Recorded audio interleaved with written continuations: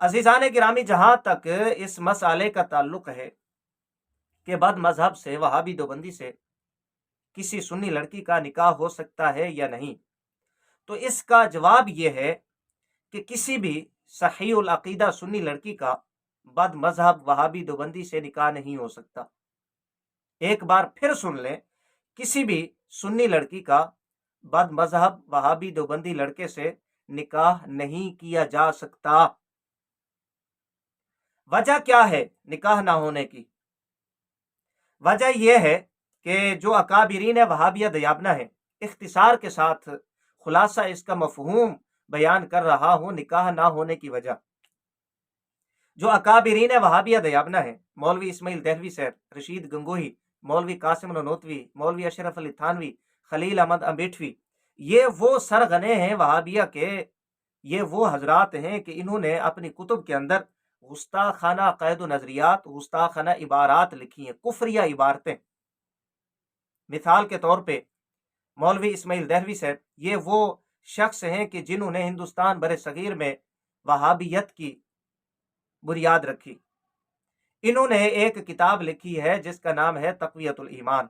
ये बदनाम ज़माना किताब है, और इस किताब पे जितना झगड़ा हुआ उम्मत मुस्लिमा में, आज तक इसकी मिसाल नहीं मिलती। जब से ये किताब लिखी गई, तब से मुसलमान फिरका वारियत, फितना फसाद में मुब्तला हैं, आज तक एक नहीं हो सके। यहां से अंदाजा लगाएं कि अंग्रेज ने इसको छाप कर मुसलमानों में मुफ्त में तकसीम कराया।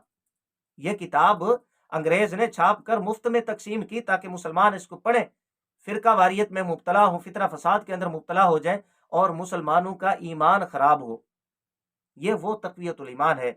इस किताब के अंदर मौलवी इस्माइल देहलवी साहब, जो वहाबिया दयाबना के सरबराह हैं, वो क्या लिखते हैं?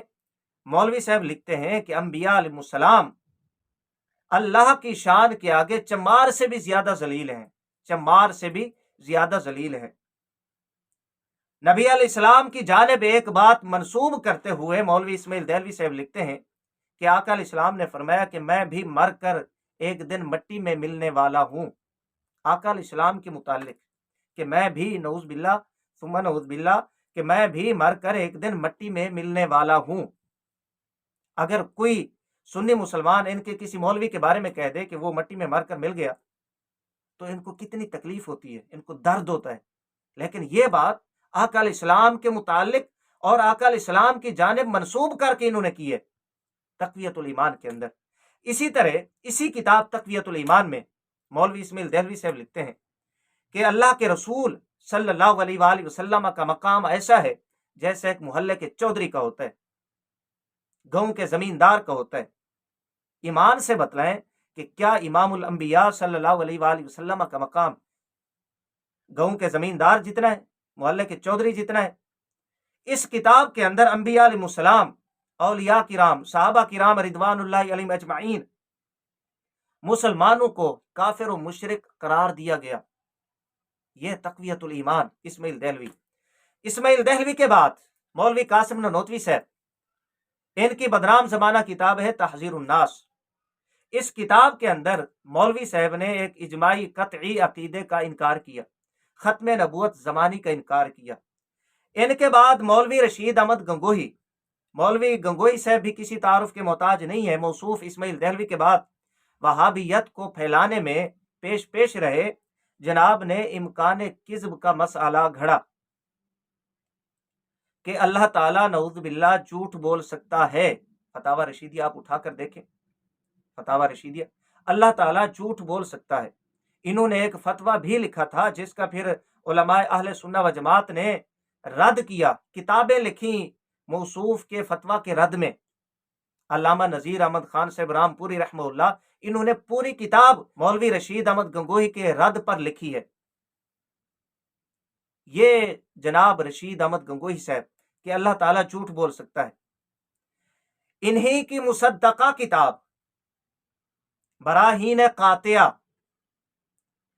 जिसके मुअल्लिफ मौलवी खलील अहमद अम्बेठवी, जो रशीद अहमद गंगोही के शागिर्द खास थे, बल्कि बाज वहाबियों के नजदीक, देवबंदियों के नजदीक बराहीन कातिया मौलवी रशीद अहमद गंगोही ने लिखी है।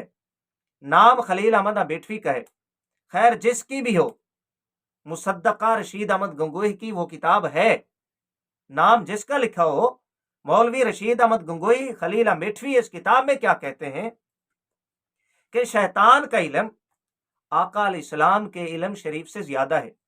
ان بدبختوں کو، عقل کے اندھوں کو، شیطان کے علم کے لیے تو نص قطعی مل گئی، لیکن آقا علیہ السلام کے علم شریف کے لیے ان کو نص قطعی نہیں ملی۔ یہ ان کا عقیدہ نظریہ، ان کی کفریہ عبارت۔ اسی طرح مولوی رشید احمد گنگوہی صاحب کے ایک شاگرد ہیں مولوی اشرف علی تھانوی صاحب، یہ بھی کسی تعارف کے محتاج نہیں ہے، انہوں نے ایک رسالہ لکھا حفظ الایمان۔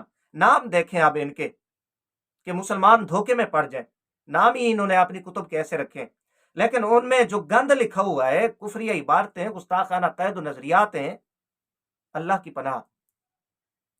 حفظ الایمان نامی رسالہ میں مولوی اشرف علی تھانوی صاحب کہتے ہیں، جس کا خلاصہ یہ ہے کہ آقا علیہ السلام کو علم غیب کلی تو نہیں ہے، باقی رہا بعض علم غیب، اس میں حضور کی کیا تخصیص ہے؟ ایسا بعض علم غیب تو ہر بچے کو ہے، ہر جانور کو ہے، پاگل کو ہے۔ یہ حفظ الایمان نامی کتاب کے اندر مولوی اشرف علی تھانوی صاحب نے عقیدہ بیان کیا، جس کا مفہوم خلاصہ فقیر نے آپ کے سامنے پیش کیا۔ یہ وہ عبارات، عقائد و نظریات ہیں کہ جن کا علماء اہل سنہ و جماعت نے بر وقت رد کیا، کتابیں لکھی ان کے رد میں، فتاوی جات ان پر لگئے۔ امام اہل سنت رحمہ اللہ، شیخ الاسلام والمسلمین امام احمد رضا خان قادری حنفی رضی اللہ تعالیٰ عنہ سرکار، آپ نے کیا کیا؟ یہ عبارات، یہ کتابیں لے کر حرمین شریفین آپ تشریف لے گئے، وہاں علماء حرمین شریفین کے سامنے یہ عبارات، یہ کتابیں پیش کی۔ مرزا قادیانی، رشید گنگوہی، مولوی خلیل امیٹھوی، مولوی اشرف علی تھانوی، مولوی قاسم ننوتوی، ان کی عبارات ان کے سامنے پیش کی کہ یہ عبارتیں ہیں، یہ عقیدے ہیں، آیا یہ عبارات لکھنے والے حضرات مسلمان ہیں یا نہیں؟ تو 3 درجن کے لگ بھگ علماء حرمین شریفین، انہوں نے ان عبارات کو کفریہ قرار دیا، گستاخانہ قرار دیا، اور ان کے قائلین پر فتوی کفر لگایا۔ فتوی کفر علماء حرمین شریفین، اگرچہ امام اہل سنت شیخ الاسلام والمسلمین امام احمد رضا خان قادری حنفی رضی اللہ تعالی عنہ سرکار سے پہلے کئی برس قبل علامہ غلام دستگیر قصوری رحمہ اللہ، مولوی رشید احمد گنگوہی، مولوی خلیل احمد بیٹوی پر فتاوی جات علماء حرمین شریفین سے حاصل فرما چکے تھے، فتاوی جات آپ حاصل کر چکے تھے علماء حرمین شریفین سے۔ امام اہل سنت رحمہ اللہ نے علماء حرمین شریفین سے فتاوی جات حاصل کیے، جن میں احناف کے علماء بھی تھے، شوافے کے علماء بھی تھے، حنابلہ مالکیہ بھی تھے۔ انہوں نے بالاتفاق یہ فتویٰ دیا کہ یہ عبارات کفریہ ہیں، گستاخانہ قید و نظریات ہیں، اور ان کے قائلین کافر ہیں۔ یہ وہ وجہ ہے کہ جس کی بنا پر علماء اہل سنہ و جماعت یہ فرماتے ہیں کہ ان عقائد کا حامل، ان عبارات کو درست سمجھنے والا، ان کے قائلین کو مسلمان سمجھنے والا، وہ بھی اسی زمرے میں آتا ہے، ان سے نکاح درست نہیں ہے، نکاح نہیں ہو سکتا۔ اس بنا پر یہ جو عبارات ہیں، گستاخانہ قید و نظریات ہیں، کہ ان سے نکاح درست نہیں ہے۔ ایمان سے آپ بتائیں مجھے، کون سا وہ مسلمان ہے؟ کیا کسی مسلمان کو غیرت ضمیر اجازت دے سکتا ہے اس بات کی کہ جس بدبخت کا یہ عقیدہ ہو کہ اللہ کے رسول صلی اللہ علیہ وآلہ وسلم کا مقام گاؤں کے زمیندار جتنا ہے، کسی مسلمان کو اس کی غیرت یہ اجازت دے سکتی ہے کہ اس کی بچی کا نکاح اس بدبخت سے کیا جائے؟ کیا کوئی مسلمان ایسا سوچ سکتا ہے کہ جس بدبخت کے نزدیک انبیاء علیہ السلام، اللہ کے رسول، چمار سے بھی زیادہ ذلیل ہے، وہ ان کا داماد بنے، اس کی بچی کا خامد بنے؟ کیا کسی مسلمان کی غیرت یہ گوارا کر سکتی ہے کہ جو بدبخت یہ کہے آقا علیہ السلام کی جانب منسوب کر کے بات کہ میں بھی ایک دن مر کر مٹی میں ملنے والا ہوں؟ کیا کوئی مسلمان اپنی بچی کو اس کے نکاح میں دے سکتا ہے؟ کیا کسی مسلمان کی غیرت یہ گوارا کر سکتی ہے کہ اس کا داماد وہ شخص بنے کہ جس کا عقیدہ یہ ہو کہ اللہ تعالیٰ جھوٹ بول سکتا ہے؟ کیا مسلمان کی غیرت ضمیر اس بات کی اجازت دیتا ہے کہ جن بدبختوں کو، عقل کے اندھوں کو شیطان کے علم کے لیے تو نص قطعی مل جائے، آقا علیہ السلام کے علم شریف کے لیے کوئی نص قطعی نہ ملے، کیا کوئی مسلمان یہ بات برداشت کر سکتا ہے کہ وہ اپنی بچی اس کے نکاح میں دے؟